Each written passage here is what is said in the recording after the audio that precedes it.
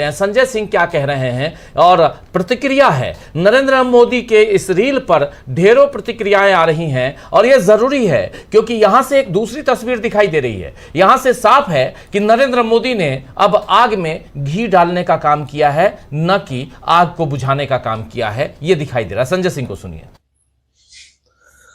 नमस्कार जैन साथियों, अभी आदरणीय प्रधानमंत्री जी का एक वीडियो आया है जिसमें फिर से वो इस बात का जिक्र कर रहे हैं कि उनको गालियां दी गई, मां की गालियां दी गई। बिल्कुल नहीं देना चाहिए। किसी की भी मां की गाली देना, इससे बड़ा अपराध कोई नहीं हो सकता। वाकई नहीं देना चाहिए। और प्रधानमंत्री जी ऐसी चीजों को लेके हमेशा बड़े भावुक दिखते हैं। कई बार वो ये बताने की कोशिश करते हैं कि वो बहुत तकलीफ में है ये सब कुछ सुन के। प्रधानमंत्री जी, मैं तो आपकी पार्टी से लगातार लड़ रहा हूं, आपकी नीतियों से लड़ रहा हूं, आपकी विचारधारा से लड़ रहा हूं। मेरी आदत नहीं है रोने धोने की, लेकिन मैं आपको विनती के साथ कहना चाहता हूं, हाथ जोड़कर आपसे प्रार्थना करना चाहता हूं, एक दिन मेरा मोबाइल अपने पास रखिए आप।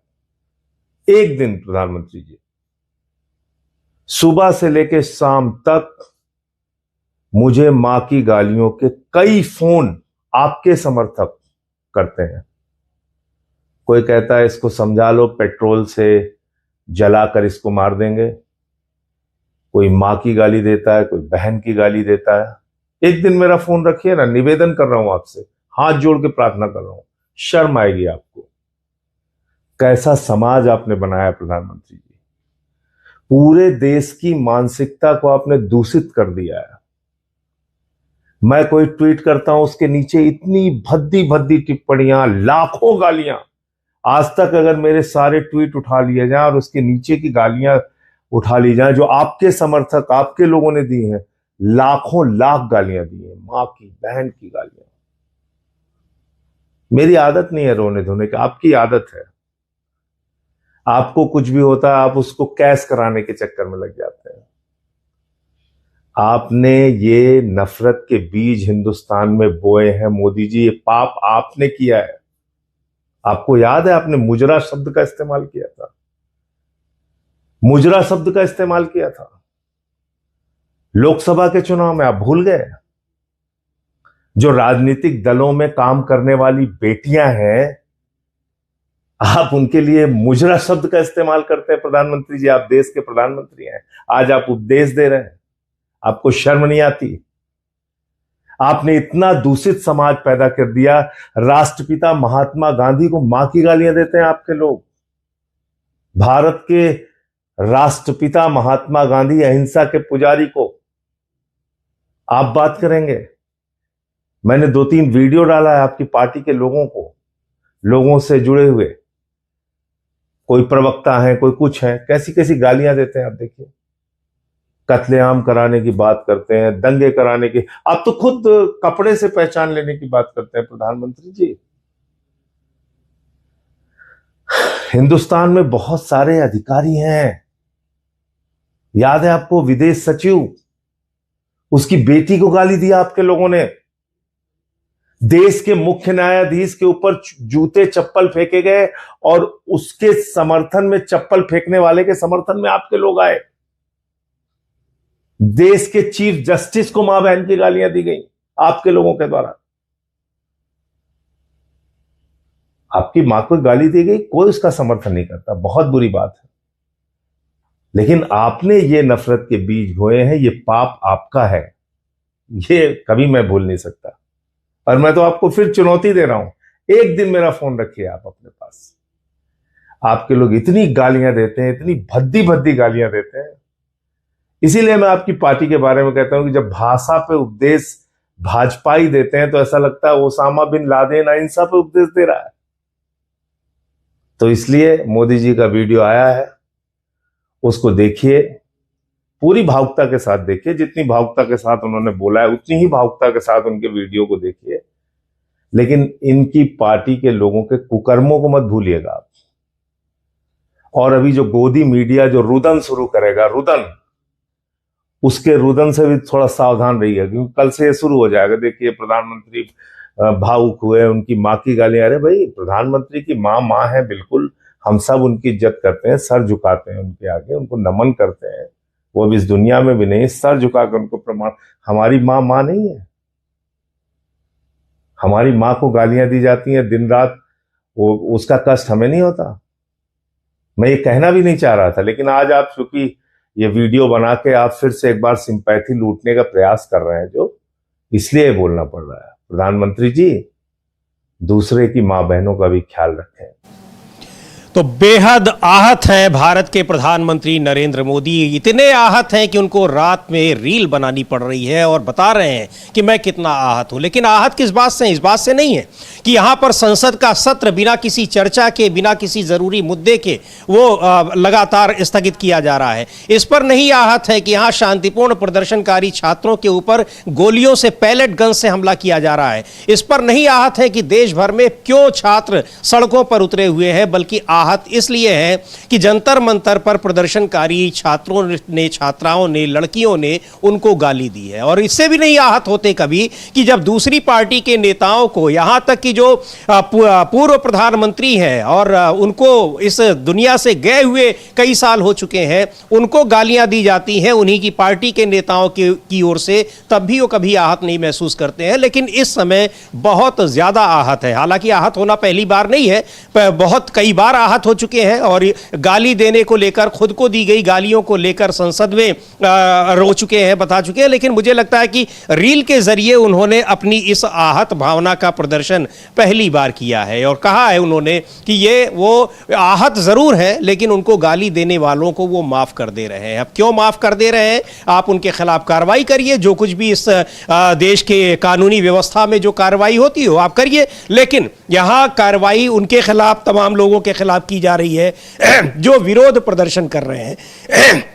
और कार्रवाई के नाम पर क्या किया जा रहा है, वो जंतर मंतर पर लोगों ने देखा है 20 तारीख को, 20 जुलाई को, कि किस तरह से लाठियां बरसाई गईं और उनके ऊपर पैलेट गन से हमले किए गए। तो अमलेंद्र जी, बड़ा सवाल यह है कि क्या प्रधानमंत्री नरेंद्र मोदी छात्रों के ऊपर इतनी गोली भी चलाई जाए, लाठियां चलाई जाए, उनको तड़पाया जाए, उससे आहत नहीं हुए, लेकिन उनको अगर एक गाली दे दी गई कि वहां पर मौजूद, अब जाहिर सी बात है जो गाली दे रहा होगा वो उस प्रदर्शन में आया है, उसका गुस्सा निकाल रहा है, या फिर वो एक कहा जाए कि असामाजिक तत्व है, क्योंकि हजारों लोग अगर प्रदर्शन में शामिल हैं तो निश्चित तौर पर बहुत से लोग ऐसे भी होंगे जो गाली गलौज करने वाले होंगे। क्यों दे रहे हैं आप पता करिए, आप उनको आइडेंटिफाई करिए, वजह जानिए। लेकिन इसी वजह से इतने आहत हो जाएं कि रात में उनको रील बनानी पड़े, अमलेंदु जी, तो बहुत बड़ा सवाल है। यहां पर 22 दिन तक सोनम वांगचुक बैठे रहे भूख हड़ताल पर, लगा कि अब उनकी जान चली जाएगी। 5-5 स्टूडेंट बैठे रहे, तब प्रधानमंत्री आहत होना तो छोड़िए, एक ट्वीट करके उनसे उन्होंने अपील भी नहीं की कि उठ जाइए, हम इस पर बात करेंगे। बिल्कुल समीर जी, तब बात भी नहीं की। अच्छा, अब ये अगर ये गालियां आप तक पहुंच गई, सोशल मीडिया पर जो पोस्ट किया गया ये पहुंच गई, तो फिर अभी वैसे मैंने थोड़ी देर पहले कहा था समीर जी कि क्या फिर जो 35 दिन तक या 37 दिन तक आंदोलन चला, वो आप तक सूचना नहीं पहुंची थी? 500 मीटर दूर आप बैठे हुए थे। वो सूचना केवल गाली वाली सूचना, मतलब जो आपको लेना होता वही लेते हैं, तो आप गालियां ही लेते हैं, इसका मतलब प्यार की बात आपको समझ में नहीं आती है क्या? बिल्कुल। जब प्यार से कहा जा रहा था कि धर्मेंद्र प्रधान का इस्तीफा आप ले लीजिए, इसको बर्खास्त कीजिए, तब वो आपको समझ में नहीं आ रहा था, वो अब आवाज़ आप तक नहीं पहुंच रही थी। 19 दिन तक सोनम वांगचुक बैठे अनशन पर, वो आप तक नहीं पहुंची, जबकि वो आपके आदमी थे, उनकी आवाज़ भी आप तक नहीं पहुंची। वो देखिए किस तरीके से बड़ाई कर रहे हैं मोदी सरकार की, तरह तरह की। 23 दिन तक वो नेहा जो थी आमना अनशन पर बैठी, तब आप तक वो खबर नहीं पहुंची, आपके कानों में सूचना नहीं पहुंची। ये सूचना आपके पास पहुंच गई तुरंत।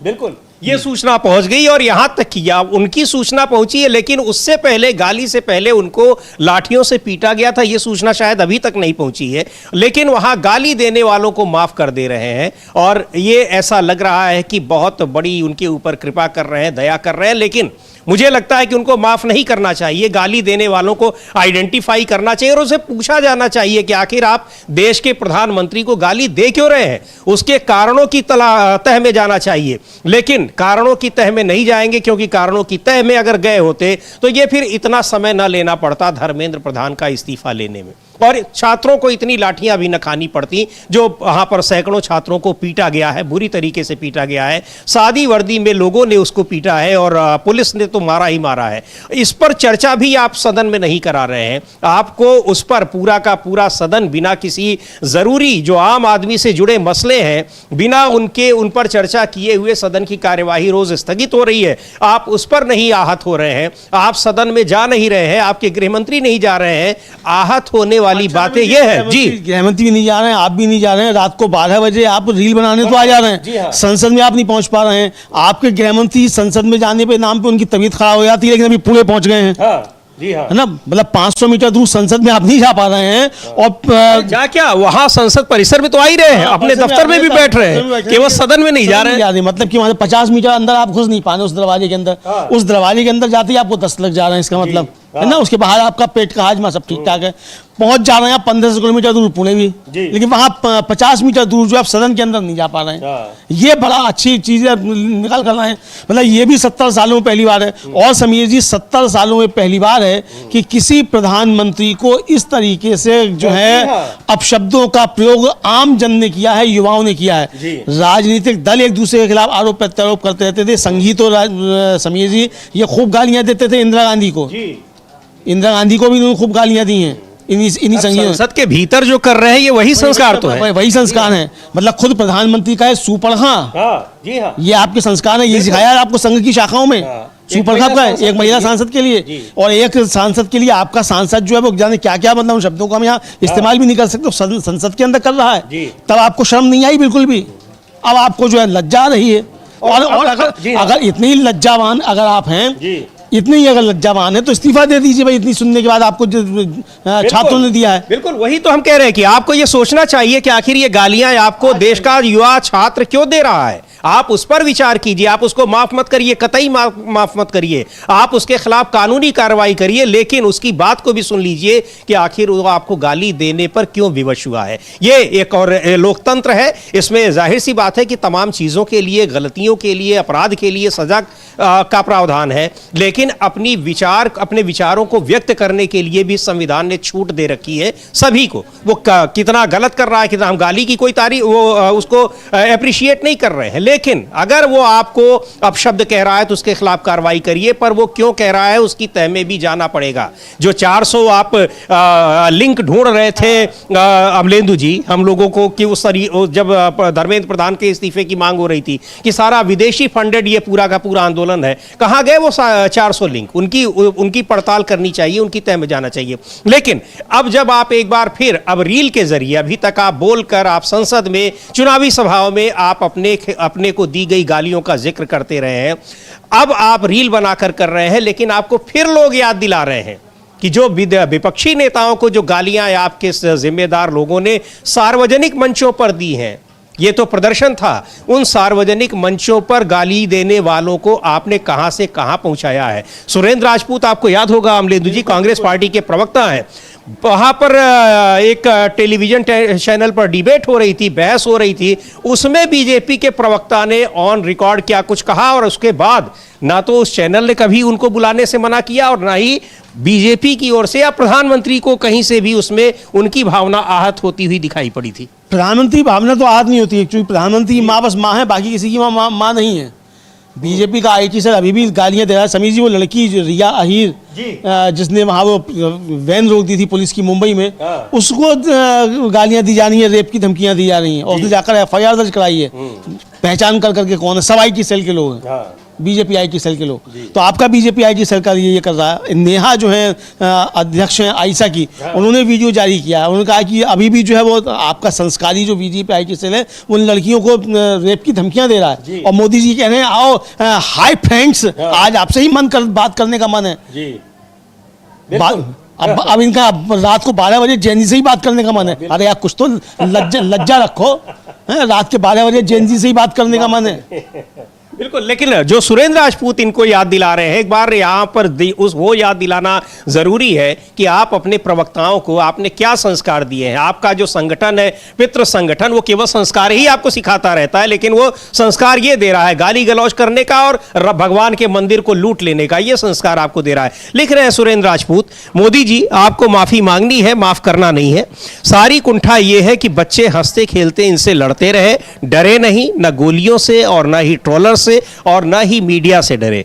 सारी कुंठा इस बात की है कि वो मुस्कुरा क्यों रहे थे, उनकी आंखों में खौफ क्यों नहीं था, सारी बेचैनी इस बात की है। तो ये वो लिख रहे हैं, लेकिन ये उन्होंने दूसरा जो लिखा है, एक और ट्वीट उन्होंने किया अमलेदु जी, ये हफीज किजवई है उनका, उन्होंने और एक ट्वीट में उन्होंने वही याद दिलाई है कि आपकी मां नहीं और मेरी मां को गाली देने वाले बीजेपी के प्रवक्ता को आपने क्या दंड दिया है, आप ये बता दीजिए। बिल्कुल बिल्कुल समीर जी, ये वही पूछ रहे हैं कि भाई आपका जो प्रवक्ता जो दे रहा था उसको गाली, उसको आपने मतलब कि क्या आपने कहा ये उसको देना है। और ये मतलब उन्होंने एक और ट्वीट किया और पूछा उन्होंने सुरेंद्र राजपूत ने कि भाई मोदी जी आपने जो ये किया है तो क्या आपकी माँ ही माँ है, जो सवाल हम लोग उठा रहे हैं समीर जी, वही ठीक वही सवाल का जिक्र कर रहा था। वो जो सुरेंद्र राजपूत का यही ट्वीट है, एक बार हम लोग उसको भी देखते हैं। लिख रहे हैं तो मोदी जी के इस वीडियो को, जो रील है, इसको वीडियो नहीं कहते ना, इसको सोशल मीडिया की भाषा में रील रील कहते हैं इसको, ये रील है इंस्टाग्राम मोदी जी ने, बिल्कुल ये इंस्टाग्राम पर अपलोड की जाती है। सुरेंद्र राजपूत लिख रहे हैं कि आदरणीय मोदी जी,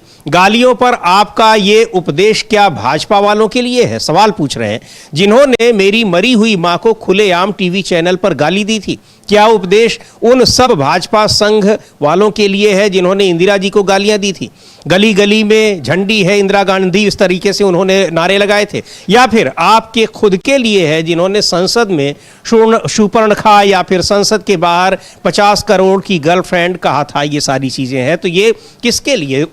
अब क्या वो लोग आहत नहीं हुए होंगे जिनको ये गालियां दी गई? सुरेंद्र राजपूत नहीं हुए होंगे या उनको अपशब्द कहा था आपके प्रवक्ता ने? और अगर कहा था तो आपको उसको दंडित करना चाहिए था, लेकिन नहीं किया, तो क्या आप किस तरीके का संस्कार दे रहे हैं? यानी आप चाहे जितनी गाली दे दें और दूसरा अगर दे दिया तो आप आहत हो गए। लेकिन मुझे लगता है कि ये सारी चीजें प्रधानमंत्री के लिए खुद इतना ज्यादा, ये जो विक्टिम कार्ड खेले हुए, खुद अब बैकफायर कर रही है अमलेंदु जी। बिल्कुल समीर जी, ये काफ़ी बैकफायर कर रही है मोदी जी के लिए। और जिस तरीके से अब आकर मोदी जी उपदेश दे रहे हैं, उससे साफ समझ में आता है कि अब चीज़ें पहुंच रही हैं, इसका मतलब। और तमाम विपक्ष लोग यही कह रहे हैं कि वाह मोदी जी वाह, आप तक पहुंच गई हैं गालियां, वाह। मोदी जी छोड़ दीजिए आप अमलेंदु जी, बीजेपी के लोगों से आप बात करिए तो वो खुद इस तरीके से कहते हैं कि यार मतलब हद हो गई है, आप रोज रोज यही चीजें करते रहते हैं। ये आप सीधे सीधे इस तरह से आपको बातें करते हैं? बिल्कुल सीधे सीधे यही बातें करते हैं। और समीर जी, ऑल इंडिया स्टूडेंट एसोसिएशन जो छात्रों का संगठन है आईसा, उसने भी मोदी जी की इस रील पर जो है वो अपना पोस्ट किया है और उसका कहना है कि संवेदना कोई पीआर रील नहीं है मोदी जी, यह वो है जो आप तब करते हैं जब आप कैमरे बंद होते हैं।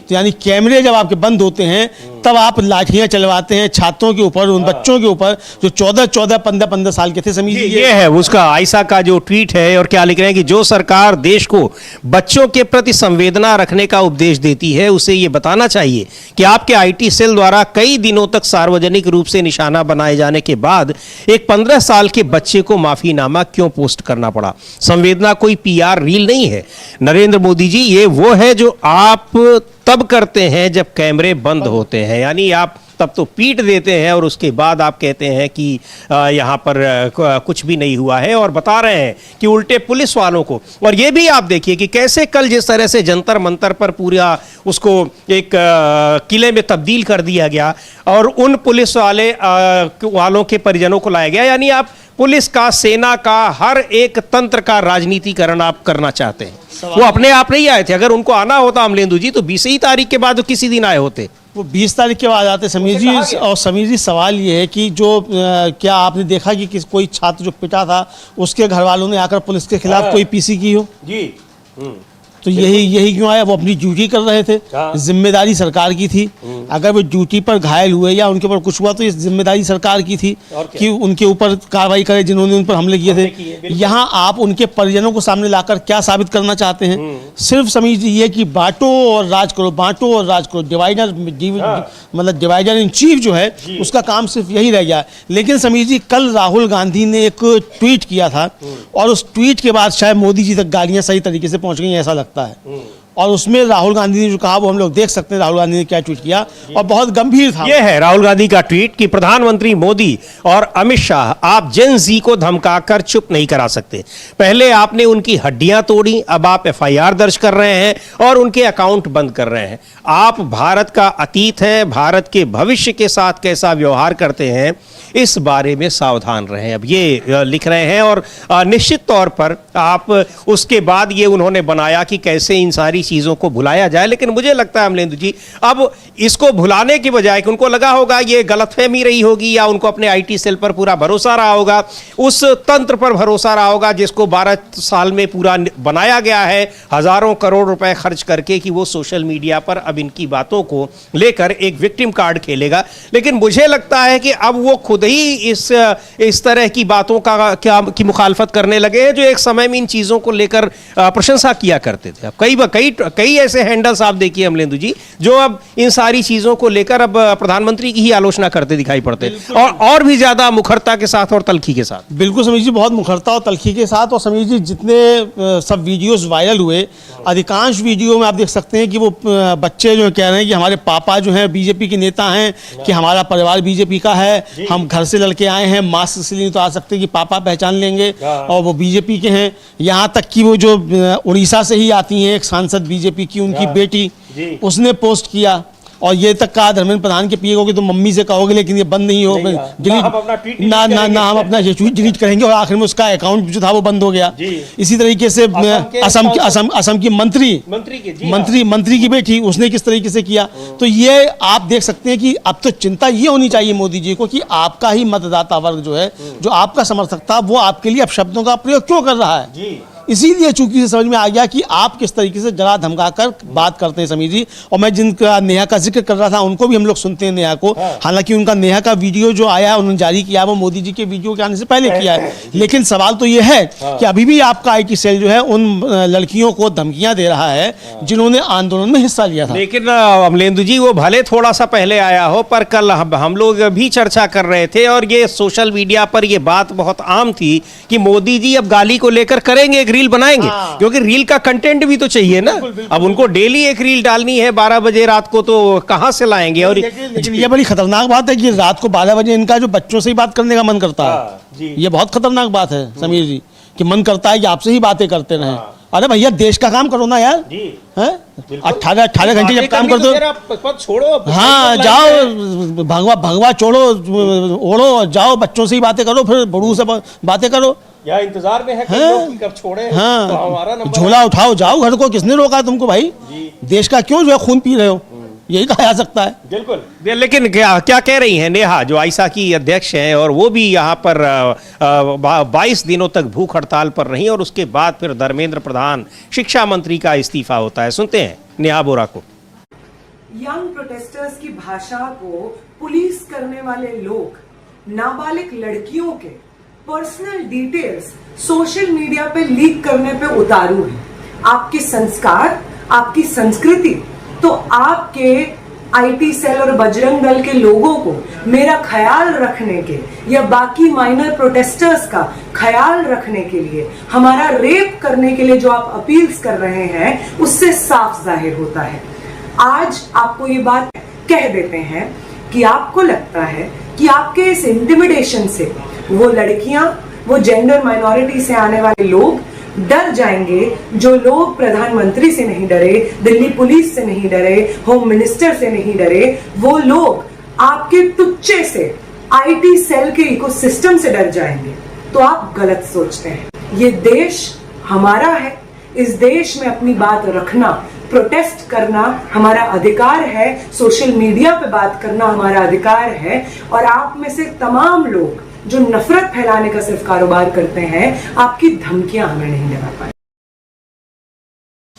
तो ये क्या संस्कार है? और ये अगर गालियां दी जा रही हैं जेन जी, वास्तव में आप इसको लेकर चिंता जता सकते हैं? ऐसा नहीं है कि आखिर ये इस तरह से गालियां अगर वो दे रहे हैं तो सवाल ये है कि इसके लिए भी कहीं न कहीं मौजूदा सरकार जिम्मेदार है। आज से 12 साल 15 साल पहले आप ये कल्पना नहीं कर सकते थे, या आपने भी पहले के संघर्षों को या आंदोलनों को अगर देखा होगा, किसी में शामिल तो शायद नहीं रहे हैं, लेकिन अगर देखा होगा तो वहां पर ऐसे गाली गलौज नहीं होती थी। तो ये संस्कार कहां से आ रहे हैं? यहां आपके अपने जो आईटी सेल ही नहीं, निर्वाचित जो सांसद हैं, ना तो प्रधानमंत्री को पूर्व प्रधानमंत्रियों को छोड़ रहे हैं, पुराने नेताओं को छोड़ रहे हैं, न्यायपालिका को नहीं बख्श रहे हैं, मौजूदा जो नेता हैं उनको नहीं बख्श रहे हैं। तो ये संस्कार आए तो उधर से ही है। तो यह जब ये इस तरह की गाली गलौज की भाषा संसद और विधानसभाओं में जो है उसकी इस्तेमाल की जा सकती है, चुनावी सभाओं में की जा सकती है, तो प्रदर्शन में वो क्यों, वो तो यही सुन रहा है। आपको याद होगा जब वो नूतन शर्मा वाला प्रकरण आया था और जस्टिस JB पारदीवाला ने टिप्पणी कर दी थी, गुजरात से ही आते हैं वो, किस तरीके से उनको सोशल मीडिया पर भद्दी भद्दी गालियां दी गई। और समीर जी, और उस समय क्या एक चलाया था हैशटैग, इसी BJP IT सेल का ही चलाया हुआ था, सुप्रीम कोठा। जी हाँ। तब प्रधानमंत्री की भावना आहत बिल्कुल नहीं हुई, तब बिल्कुल नहीं, एक भी ट्वीट नहीं आया, तब कोई जस्टिस गवई के ऊपर जूता फेंका गया, तब आपकी भावना बिल्कुल आहत नहीं, बल्कि उनके समर्थन में लोग आए, है ना। अरे और तो छोड़ दीजिए, अभी 4 दिन पहले जब आपके राष्ट्रीय अध्यक्ष के मंच के सामने आप भगवान हनुमान जी को नचा रहे हैं, तब आपकी भावना नहीं आहत हो रही है। पूरा लूट ले गए भगवान राम का मंदिर, उस पर आपकी भावना नहीं आहत हो रही है। तो यहाँ आपकी भावना आहत नहीं होती, लेकिन आपकी भावना आहत तभी हो जाती है जब बच्चे जो हैं वो आपके लिए अपशब्दों का प्रयोग कर लेते हैं। तो आप इसका मतलब कि आप क्या ये इतना व्यक्तिवादी भी प्रधानमंत्री के पद पर बैठकर नहीं, सवाल ये कि आपको इतनी फुर्सत कैसे है कि आप ये सुन लें? जी हाँ। मतलब देश की समस्याएं आप सुन नहीं रहे हैं और बैठकर 24 घंटे क्या रील ही देखते रहते हैं कि कौन कौन मुझे गालियां दे रहा है? इसके अलावा कोई काम बचा ही नहीं आपके पास। अरे भाई, देश का काम भी कर लो थोड़ा बहुत, तो जिसकी तनख्वाह ले रहे हो। और रील तो ऐसा है कि 18 घंटे क्या 24 घंटे कट जाते हैं। बहुत सारे लोग काट ही देते हैं। अच्छा, मानसिक बीमारी हो ये रील का आविष्कार ही इसीलिए होता है कि आपको मालूम ना पड़े, सवाल ही ना पूछें आप। जी हाँ। आप इसी रील में उलझे रहे कि क्या रील चली आती है, अपने आप चली आती है रील। तो ये तो आप इसका मतलब प्रधानमंत्री देश का काम छोड़ के सिर्फ रीलबाजी में ही व्यस्त है। आप ये भी संकेत दे रहे हैं, मतलब पिछले 1 हफ्ते में आपकी 4 रील आ गई। इतना टाइम है आपके पास, मतलब फालतू टाइम है। देश का काम कर ही नहीं रहे हो, तनख्वाह ले रहे हो देश से, भाई ये तो नहीं चलेगा। बिल्कुल। और क्या कह रहे हैं सुन लेते हैं। अतुल लोंढे पाटिल, ये कांग्रेस के नेता हैं, और प्रधानमंत्री की इस आहत भावना को लेकर उन्होंने क्या कहा है। मोदी जी, जेन जी ये सोच रहा होगा संसद का अधिवेशन चल रहा है और आप रात को ही आपकी वीडियो डालते हो, इसका मतलब आपकी रात की नींद खराब हुई है। मोदी जी, ये देश श्रावण कुमार के नाम से जाना जाता है। नेत्रहीन माँ बाप को तीर्थ यात्रा लेके जाने वाला कावड़ में, उससे जाना जाता है। उससे नहीं जाना जाएगा जो अपनी माँ को अपनी राजनीति चमकाने के लिए पैसों की लाइन में खड़ा करता है।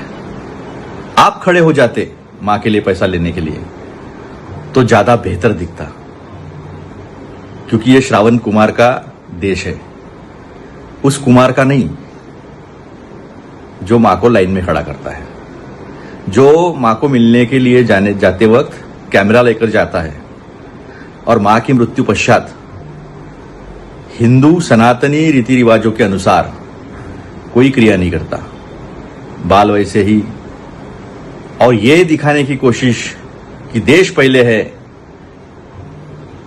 इसलिए अंतिम क्रिया के बाद आप निकल पड़ते हो, तो पता चलता है कि सब कुछ राजनीति के लिए है। दूसरी बात, आप ऐसे भद्दे लोगों को फॉलो करते हो जो इस देश की भद्र महिलाओं को, लड़कियों को गंदी गंदी गालियां देते हैं। एक हैंडल है दधीच, उसे आप फॉलो करते हो। ऐसे कई हैंडल है जो विपक्षियों को, भद्र महिलाओं को, लड़कियों को गालियां देते हैं, उन्हें आप फॉलो करते हो। तो आपका चाल चरित्र चलन, आपकी कथनी और करनी, इसका अंतर जो है देश अभी जान चुका है, और इसीलिए ये सारी बातें हुए हैं। बच्चों की अभिव्यक्ति थी, बच्चों ने जो कहा, जो 12 साल उन्होंने अनुभव किया, बड़े पैमाने पर बेरोजगारी, साइंस एंड टेक्नोलॉजी में पीछे आना, रिसर्च एंड डेवलपमेंट का खर्चा कम करना, शिक्षा पर खर्चा कम कर देना, स्वास्थ्य पर खर्चा कम कर देना, महंगाई पर काबू न पाना और झूठ पे झूठ आंकड़े फेंकते रहना। इससे त्रस्त सारी जनता है, लेकिन जवाब जो है वो युवा पीढ़ी ने दी।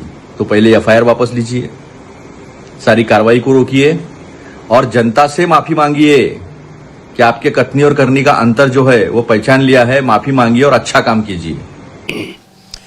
तो रील बना के ही अतुल लोंढे पाटिल दे रहे हैं। मुझे नहीं लगता कि इसके पहले भी कभी रील बना के दिए होंगे। उसके पहले वीडियो आए हैं, वीडियो मैसेज उनका आता है और उस पर तो एजेंसियों पर आता है, खुद का भी आता है, लेकिन ये रील बनाकर ही ये प्रधानमंत्री को एक तरीके से जवाब दिया जाए। प्रधानमंत्री कुछ दिन पहले कहा था कि ये रोजगार है, अच्छा युवाओं के लिए, तो युवाओं के लिए ही नहीं था, उनके जैसे बुजुर्गों के लिए भी और पाटिल साहब जैसे मिडिल एज वाले लोगों के लिए भी। बिल्कुल बिल्कुल बिल्कुल समीर जी, अब तो रीलबाजी ही चल रही है। अब रील से ही देश चलेगा। अब देश चलाना है तो रील बनाना है। हम लोग जब रील ही बनाया करें, क्योंकि देश चलाना है हम लोगों को भी, देश के प्रति हम लोग बहुत चिंतित हैं, तो अब रील ही बनाएं, केवल यही काम किया जाए। बहरहाल समीर जी, ये तो व्यंग की बात है, लेकिन असली बात यही है जो हमको समझ में आ रही है कि प्रधानमंत्री के पास इतना समय नहीं है कि वो सोशल मीडिया पर बच्चे क्या रील बना रहे हैं, किसको गालियां दे रहे हैं, इसको करें। प्रधानमंत्री के पास अगर समय होना चाहिए तो इस बात का समय होना चाहिए कि जो आपकी योजनाएं हैं वो धरातल पर पहुंच रही हैं कि नहीं पहुंच रही हैं। आपके पास योजनाएं बनाने का वक्त है कि नहीं है। आप जो वायदा करके आए थे कि 2 करोड़ रोजगार हर साल देंगे, वो आप 1 रोजगार भी दे पाए कि नहीं दे पाए। इस पर आपके पास चिंतन करने का और इसकी योजनाएं बनाने का आपके पास समय है कि नहीं है। रात के 12 बजे कि हमें आप हाई फ्रेंड से मन करता है आपसे ही बातें करने का, इसके लिए इस देश की समस्याएं हल नहीं होंगी। देश की समस्याएं इससे हल होंगी कि आपकी योजनाएं किस तरीके से बन रही हैं और वो जनता के पक्ष में योजनाएं हैं कि नहीं है, या फिर आप सिर्फ अपने मित्रों के पक्ष में योजनाएं बना रहे हैं। इससे समाधान होगा। तो आपकी इस रीलबाजी से, इस स्टंट से कुछ होने वाला नहीं है। ये रील वैसे भी समीर जी, आपके सामने भी अगर रील आती है तो आपके सामने उस समय तो रहती है रील, लेकिन 2 मिनट बाद जब अगली रील आ जाती है तो पिछली रील में क्या था आपके दिमाग से निकल जाता, कोई उसका ध्यान नहीं, कोई इसको ध्यान नहीं देता है। तो इसलिए अगर मोदी जी रील से ही काम करना है तो वही रील ही बनाते रहो, हर 10 मिनट पे रील बनाकर डाल दो, तब तो काम चलेगा। और इतना अगर फालतू टाइम आपके पास है तो वही तनख्वाह लेना बंद करो, देश के संसाधनों पे जो विदेश यात्राएं करना बंद करो, रील बनाने का काम करो, इंस्टाग्राम से पैसे लो। बिल्कुल बिल्कुल। और क्या कह रहे हैं यहाँ पर आरजेडी के सांसद मनोज झा, उन्होंने भी एक ट्वीट किया है और क्या लिख रहे हैं प्रधानमंत्री की इस नई रील पर। एक हफ्ते में 4-5 रील बना चुके हैं प्रधानमंत्री, और आखिर उनके पास इतना समय कहाँ है। वो भी आप समय नहीं है कि आप संसद में चले जाएं, आपको बुलाने के लिए कई घंटे जो है, कई दिन संसद की कार्यवाही स्थगित हो रही है, लेकिन नहीं जा रहे हैं। मनोज झा लिख रहे हैं कि प्रधानमंत्री जी, यदि आपका यह आग्रह सचमुच दिल से निकला है कि अमर्यादित भाषा बोलने वाले छात्रों को क्षमा कर दिया जाए और उन्हें एफआईआर, गिरफ्तारी तथा अदालतों की अंतहीन यातना से बचाया जाए, तो ये स्वागत योग्य है। बस एक छोटी सी जिज्ञासा है सर, पिछले 10-12 वर्षों में गाली को राजनीतिक संस्कृति, नफरत को चुनावी रणनीति और अपमान को सार्वजनिक संवाद का स्वीकार्य व्याकरण बनाने वालों की ओर से क्षमा याचना कौन करेगा? क्या उनके लिए भी कोई नैतिक संहिता है या वह केवल छात्रों और आम नागरिकों के लिए सुरक्षित रखी गई है? सार्वजनिक जीवन में शालीनता का पाठ सबसे पहले सत्ता को पढ़ना पड़ता है। ऊपर से भाषा बिगड़ती है तो नीचे समाज उसे ही सामान्य मान लेता है। इसलिए प्रश्न छात्रों से पहले सत्ता से है। क्या देश ये आशा करे कि इस बार क्षमा केवल दी नहीं जाएगी, मांगी भी जाएगी? जय हिंद। अब ये प्रधानमंत्री, पता नहीं मनोज झा का देखें या ना देखें, लेकिन रामलेंदु जी मनोज झा के बारे में खास बात यह है कि ये उसी दिल्ली विश्वविद्यालय में राजनीति विज्ञान पढ़ाते हैं, यानी पॉलिटिकल साइंस पढ़ाते हैं, जहां से प्रधानमंत्री जी ने एंटायर पॉलिटिकल साइंस में एमए किया है और जिसकी मार्क्स सामने नहीं आने देना चाहते हैं।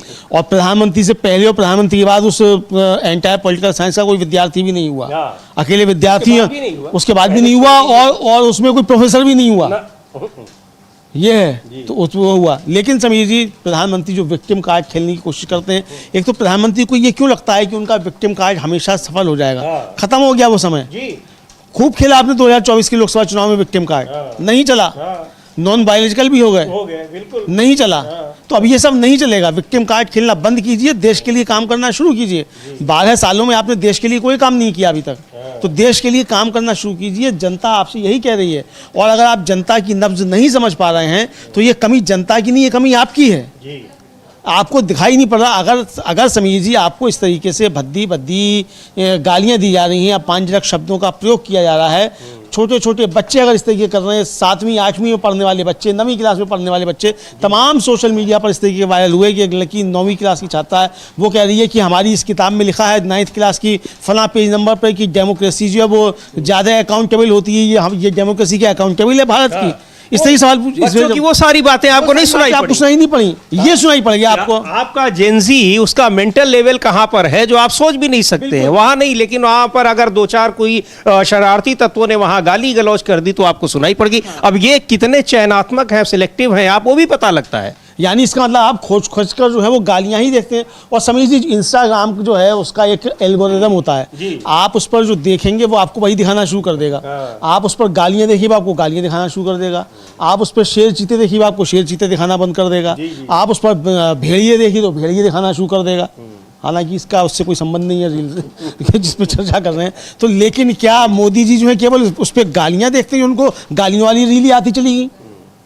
भाई क्यों आपने गलत रील देख ली? सही रील देखना चाहिए था आपको। वो रील देखना चाहिए था जिसमें जैन जी सवाल कर रहा है कि हमारे लोकतंत्र अकाउंटेबल है कि नहीं है। अगर आप वो देखते हो उस तरह की रील आना शुरू हो जाती है आपके सामने। ऐसे 50 बच्चे जो छात्र हैं वो डीबी लाइव पर ही आपको दिखाई पड़ जाएंगे जो इस तरह के गंभीर सवाल पूछ रहे हैं, सरकार से सवाल पूछ रहे हैं। लेकिन सरकार से सवाल पूछना तो आपकी जो किताब है उसमें उसको देशद्रोह माना जाता है। बिल्कुल बिल्कुल, आप उसको देशद्रोह मानेंगे, सवालों को आप देशद्रोह मानेंगे। तो अगर सवाल पूछना जो है वो देशद्रोह है तो फिर या पूरा देशद्रोही पुतला आया है। आप ही केवल एक देशभक्त बचे हुए हैं।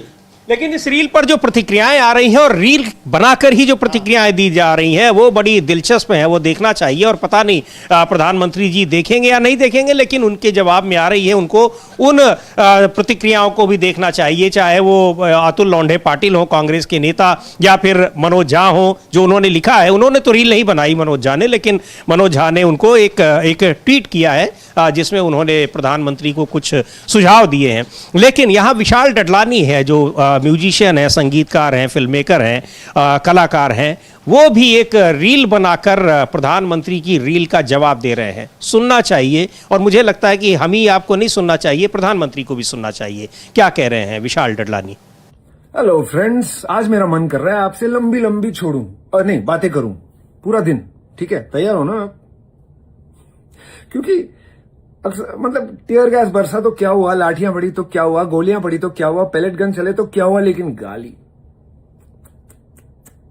देश का युवा अगर गाली दे तो देश के संस्कार कहां जा रहे हैं आप सोच सकते हैं। हमारे दिल को बहुत दर्द हुआ है ना? मगर गोलियां फाइन, नो प्रॉब्लम ब्रदर, वो सब ठीक है। अरे हाँ, आपके घरों पे भी गुंडे आएंगे, FIR भी कराए जाएंगे आपके मतलब फेशियल रिकग्निशन से, वो भी उस पर बुरा मत मानिए, उसमें कोई बड़ी बात नहीं है। बच्चे जिन्होंने अपनी आवाज अपने हक के लिए उठाई है उनको भी कुचला जाएगा, नो प्रॉब्लम, वो बात सारी ठीक है, उसमें किसी को कोई आपत्ति नहीं है। आक्रोश अगर है तो गालियों पे गाली नहीं देनी। अच्छा, कुछ लोगों को लगा कि आक्रोश इस बात का है कि पेपर लीक हुए, लोगों के करियर बर्बाद हुए, 20 स्टूडेंट्स ने सुसाइड कमिट कर लिया, जो उनके पेरेंट्स ने मेहनत मशक्कत की थी उन्हें एग्जाम करवाने की, वो सारा पानी में बह गया। लेकिन उस बात पे आक्रोश नहीं है, गालियां, और गालियां खास करके ये कि बेटियां गालियां दे रही हैं। हालांकि बेटियों और बेटों में इस लेवल पे फर्क करना, इसको मिसोजिनी कहते हैं। और गोलियां चलवा के, मार दिलवा के, बिल पूरा स्टूडेंट्स पे फाड़ देना, इसे गैस लाइटिंग कहते हैं। तो मैं सिर्फ एज अ फ्रेंड आपको एडवाइस दे सकता हूं कि घमंड कम कीजिए, PR कम कीजिए, वो गंदे रील्स जो बना रहे हैं आप लोग वो प्लीज बनाना बंद कीजिए। भगवान के लिए कोई अच्छा स्क्रिप्ट राइटर रख लीजिए प्लीज। ये क्या है, और कैसे कैसे एक्टर हैं, कितने पालतू रखे हैं आपने, उनको यूज कीजिए। क्या है ये? बट एनीवे, कनेक्शन अगर बनानी है सर यूथ से तो प्लीज असली वाली बनाइए, बेस्ड ऑन म्यूचुअल अंडरस्टैंडिंग। उनकी जो प्रॉब्लम्स हैं उनको आप सॉल्व कीजिए, बस कनेक्शन बन जाएगा खुद, कोई बड़ी बात नहीं है। ये जो देश का युवा है ना, सच में बहुत मतलब प्यार से भरे हुए लोग हैं। आप ये प्रोटेस्ट में देखिए, हंसी मजाक में पूरा प्रोटेस्ट किया है सर, ठीक है। आप अगर अच्छा काम कर दो, सच में एजुकेशन शिक्षा की जो व्यवस्था है उसमें अगर परिवर्तन आप एक्चुअली ले आओ तो ये आपके गुण गाएंगे, ठीक है। ये सब जो बकलोलियत चल रही है सर, इसको बंद करो। ये क्या है यार, how much time do you have, ठीक है। अच्छा सा कुछ करते हैं sir, let's rock and roll. Sorry, संस्कार अनुसार जय हिंद और रॉकिए और रोलिए। तो ये विशाल डडलानी कह रहे हैं, बहुत तंज भी कस रहे हैं, लेकिन बड़ी महत्वपूर्ण एक सलाह भी दी उन्होंने इसी हंसी में अमलेंदु जी, कि अगर आपको युवाओं से, जेन जी से कनेक्शन बनाना है तो आप उनकी बातों को सुन के बनाइए, बन जाएगा, कोई बड़ा मुश्किल नहीं कनेक्शन। और इस रील से आप नहीं बना पाएंगे। और ये भी कह रहे हैं कि आखिर आप ये क्यों, रील की क्वालिटी, चूंकि भाई खुद फिल्म मेकर हैं तो उनको पता है कि समीर जी जब 2014 में मोदी जी आए थे और उसके बाद जो उनकी गाथाएं गाना शुरू की गई थी, तो एक गाथा ये भी गाई जाती थी कि मोदी जी कनेक्ट बहुत अच्छा करते हैं जनता से। मोदी जी जनता की नब्ज बहुत अच्छी पहचानते हैं। मोदी जी ने बहुत अच्छा जनता से तादाद में स्थापित कर लिया, ये सब बताया जाता था। अभी तक बताया जा रहा था 2024 के लोकसभा चुनाव से पहले तक कि मोदी जी बोलते बहुत अच्छा है, भाषण बहुत अच्छा देते हैं, जनता की नब्ज पहचानते हैं।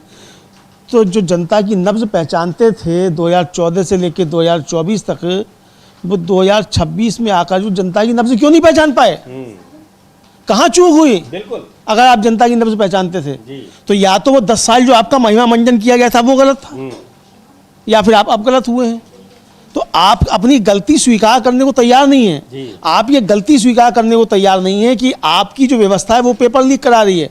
और समीर जी, केवल यहाँ पेपर लीक का मसला नहीं था। पेपर लीक तो एक शुरुआत थी उस पर आंदोलन खड़ा करने की।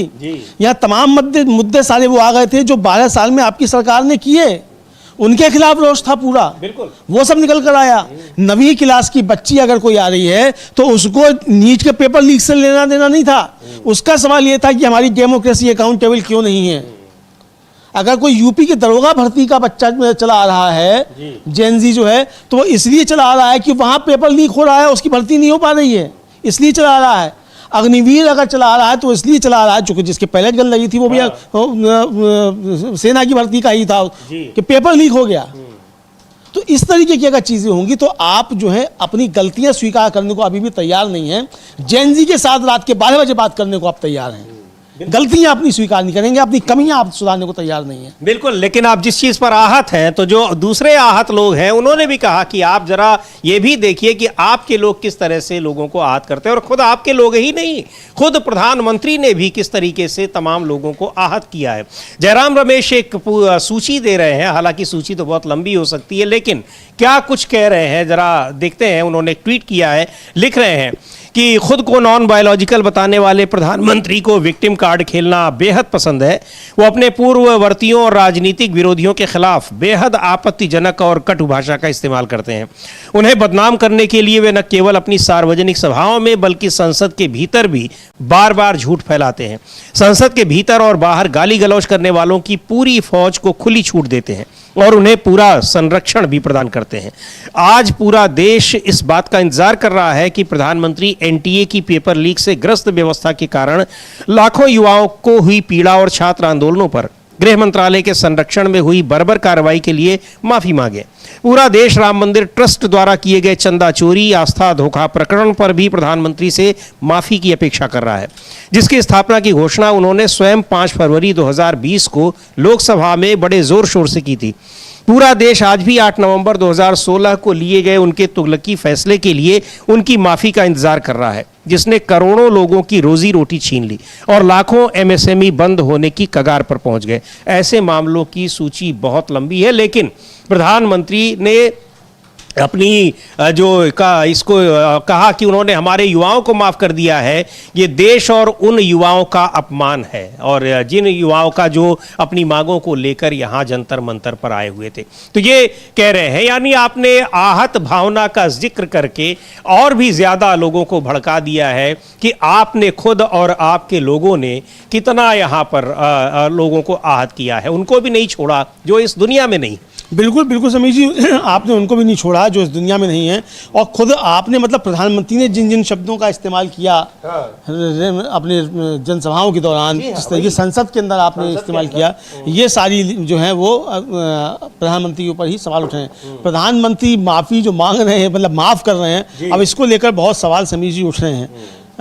कांग्रेस के राज्यसभा में उपनेता हैं प्रमोद तिवारी, उनका साफ तौर पर कहना है कि ये महात्मा गांधी और गौतम बुद्ध की धरती है, और हम उम्मीद करते हैं कि प्रधानमंत्री पुलिस में घायल हुए युवाओं, अस्पताल में ज़िंदगी के लिए संघर्ष कर रही उस युवतियों, उन लोगों से माफ़ी मांगेंगे जो इस आंदोलन के दौरान जिनको चोटें पहुंची। हम लोग उनको भी सुन सकते हैं सभी जी। प्रमोद तिवारी क्या कह रहे हैं और प्रधानमंत्री कैसे माफ कर रहे हैं, तो वहां पर किनको माफ कर रहे हैं और केवल यही बातें उनको क्यों सुनाई पड़ी हैं, सुनते हैं प्रमोद तिवारी को।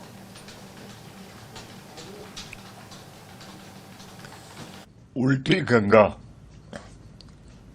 बहती है, ये प्रधानमंत्री जी के आज के माफीनामे से पता लग गया।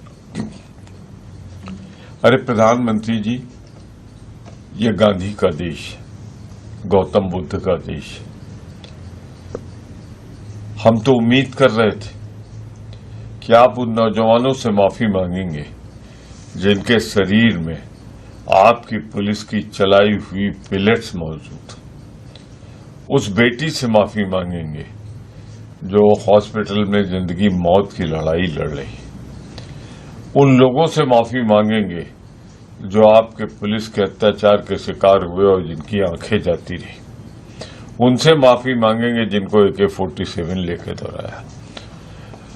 यही नहीं, जिन मेरी बेटियों बहनों का भारत की नारी शक्ति को गालियां दी गई, उनके साथ अपमानजनक व्यवहार किया गया और ऐसी सी घिनौनी हरकत की गई जो आजाद भारत में कभी नहीं हुई थी, और यहाँ आप उल्टी गंगा बहा रहे, आप ही माफ किए दे रहे। किसको माफ किए दे रहे? मैं सिर्फ ये कहना चाहता हूँ, माफी मांगनी है तो इन बच्चों से मांगिए और कांग्रेस पार्टी से मांगनी, जिसके सर्वोच्च नेताओं को जो गालियां आपने दी थी, वो गालियां नाकाबिले बर्दाश्त और प्रधानमंत्री पद की गरिमा को गिराने वाली थी, वो भी किसी की मां है। सर, जम्मू कश्मीर के अंदर एक बार तो ये वहां पर कि आप किससे माफी मांग रहे हैं और आप खुद और आपके लोग कब माफी मांगेंगे, ये सवाल है। और यही गौरव गोगोई है, लोकसभा में उपनेता हैं, कांग्रेस पार्टी के सांसद हैं, वो भी उन्होंने भी एक ट्वीट किया है और वो भी कुछ याद दिला रहे हैं प्रधानमंत्री को खुद कि उनकी अपनी भाषा कैसी है। लिख रहे हैं कि जिस व्यक्ति ने कांग्रेस की विधवा 50 करोड़ की गर्लफ्रेंड, जर्सी काओ, दीदी ओ दीदी जैसे शब्द कहे, उसी ने 15 साल की नाबालिग लड़की को निशाना बनाने और डराने धमकाने के लिए अपनी सरकार की ताकत का इस्तेमाल किया। बिल्कुल सभी जी, ये बड़ा वाजिब सवाल जो गौरव गोगोई उठा रहे हैं कि इतना ताकतवर प्रधानमंत्री, एक अकेला सब पर भारी 56 इंच की जिसकी छाती है, उसको गाली इतनी चुभी कि एक 15 साल की लड़की जो है उसको डराने धमकाने के लिए आपने FIR दर्ज कर दी। आप पूरा परिवार उसका जो है घर छोड़कर भागा फिर रहा है, उसका वीडियो बनवाया जा रहा है माफीनामे का, उसको पूरा IT सेल शेयर कर रहा है। मतलब ये भी शर्म नहीं है।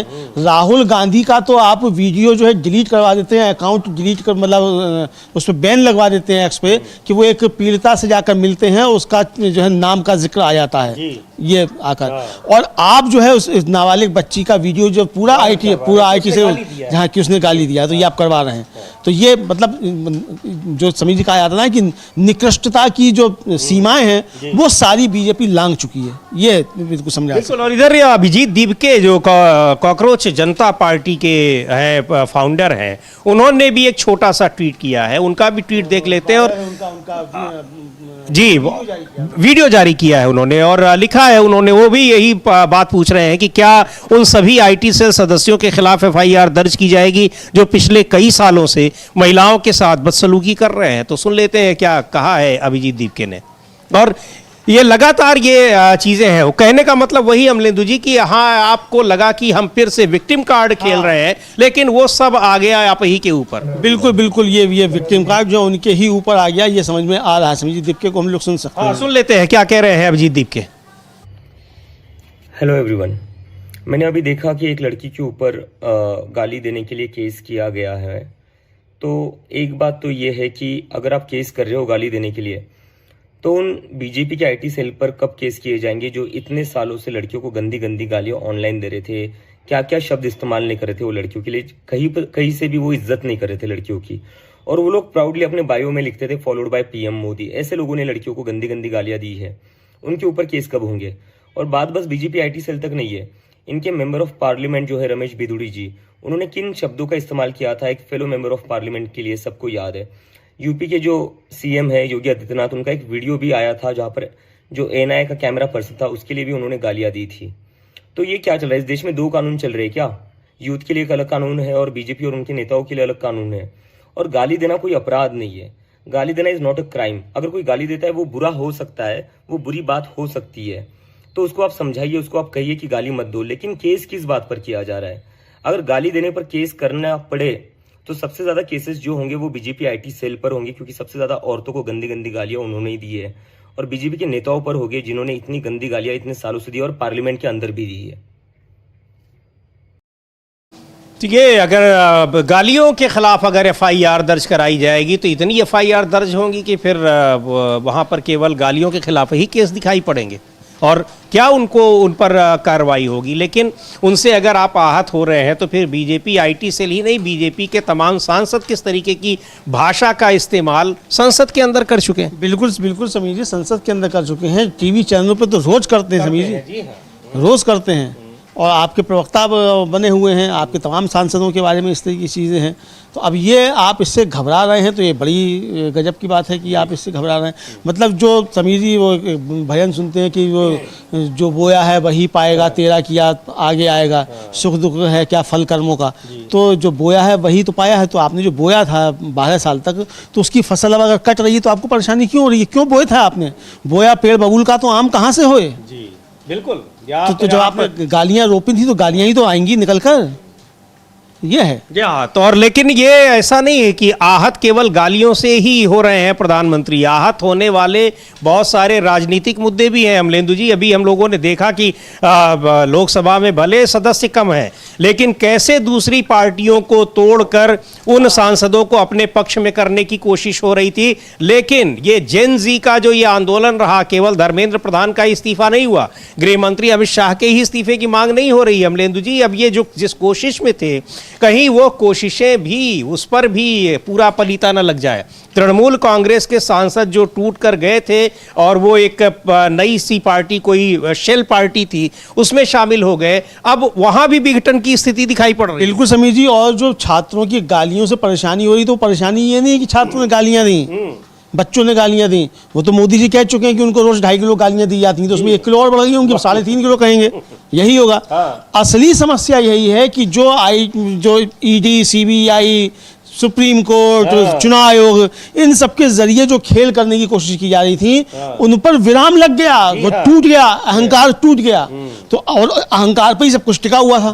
असली परेशानी यही है कि अब वो जो 400 पार और सब संविधान बदलना, वो सारी चीजें थी, वो अब नहीं हो पा रही हैं और मुद्दा बन गया। मतलब जेन जी जाग गया कि ये संविधान बदलना चाहते हैं। सबसे ज्यादा सवाल जो समीर जी उठे इस आंदोलन के दौरान, वो छात्रों ने जो उठाए, जो बच्चों ने उठाए, जेन जी ने उठाए, 15 साल से लेकर 18-19 साल तक के बच्चों ने उठाए, वो संविधान को लेकर ही सवाल उठाए सबसे ज्यादा। जी हाँ, ये है मसला असली परेशान होने का। संविधान का ही है कि आपको प्रोटेस्ट का अधिकार मिला है और आप उनको डंडों से पिटवा रहे हैं, आप उनके ऊपर पैलेट गन्स से हमले करा रहे हैं। सौगत रॉय है तृणमूल कांग्रेस के सांसद, जो कि टीएमसी के ही 20 सांसदों को सांसद टूटकर चले गए थे, लेकिन अब वहां उनमें भी बगावत हो रही है। उसको लेकर क्या कह रहे हैं सौगत रॉय, एक बार सुनते हैं उनको। की ट्राई कर रहे हैं, क्या वाकई ऐसा कुछ है? हाँ, कुछ लोग मुझसे भी बात किया, वो लोग बीजेपी जाने में अनकंफर्टेबल है, धर्मनिरपेक्षता के सवाल पर वो बीजेपी के साथ नहीं रहने चाहते हैं, लेकिन उनको डराया जाता है, धमकाया जाता है, उस पर प्रेशर है कि रह जाए। लेकिन मेरे ख्याल में कुछ दिनों में उनको एक पोजीशन लेने पड़ेगा। इसको पॉजिटिव वे में देख सकते हैं कि घर वापसी करेंगे वो लोग अपनी। अच्छी बात है, करेंगे। तो मैं तो बात भी किया हमारे अपने पार्टी के नेताओं से। दादा, कल एसटीएफ ने एक ठीक है, जो अब चले गए थे और ये लग रहा था कि अब जो महत्वपूर्ण बिल हैं जिनको उन्हीं की मदद से पास कराया जा सकता था 2/3 बहुमत से, उसका इंतजाम कर लिए हैं। अब जो इंतजाम किए थे अब लगता है वो भी सब छिटक गए हैं, और कहीं जो हैं अब वो भी न छिटकने लगे। क्योंकि स्थितियां अमलेंदु जी आंदोलन के दौरान लगातार ऐसी आ रही थी कि छात्रों का ये आंदोलन उन जो समर्थक पार्टियां हैं उनके ऊपर अब दबाव बना रहा है। बिल्कुल उनके ऊपर दबाव बना रहा है। और समीर जी आपको याद होगा हम लोगों ने दिखाया भी था कि कीर्ति आजाद ने एक ट्वीट किया था कि ये जो कुछ हुआ है इसके लिए 2 लोग जिम्मेदार हैं। और कौन?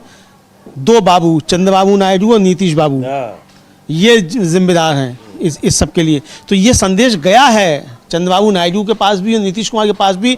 और ये 20 जो गए जिनको कल्याण बनर्जी गद्दार कह रहे हैं कि 20 गद्दार जो है संसद के अंदर हैं, तो इन 20 गद्दारों के ऊपर भी जो है वो गया है संदेश। ये साफ समझ में आ रहा है समीर जी। बंगाल में बहुत जबरदस्त आंदोलन हुआ है। जी हाँ, बंगाल की सड़कों पर भी जबरदस्त आंदोलन हुआ, तो संदेश वहां भी है। वहां भी है, बिल्कुल। और ये संदेश शायद पहुंच गया था तभी धर्मेंद्र प्रधान का इस्तीफा हुआ, ऐसे ही इस्तीफा नहीं हुआ है। तो बहुत सारी चीजें हैं, लेकिन प्रधानमंत्री इन सारी चीजों को छोड़कर, तमाम छात्रों पर पुलिस अत्याचार को छोड़कर, उनको आहत इसलिए हुए हैं कि उनको कुछ वहां पर बच्चों ने, युवाओं ने, छात्राओं ने उनको गाली दे दी है और उस पर वीडियो बनाए हैं। लेकिन वो किस तरीके से बैकफायर कर रहा है वो दिखाई पड़ रहा है। अब लोग गालियों की सूची लेकर उनके सामने भी आ रहे हैं कि आपने क्या कुछ कहा है और आपके लोगों ने क्या कुछ कहा है। बहरहाल ये मामला तो अपनी जगह है, लेकिन बहुत सारे जो जरूरी मुद्दे हैं वो सरकार के लिए बहुत अड़चन बने हुए हैं।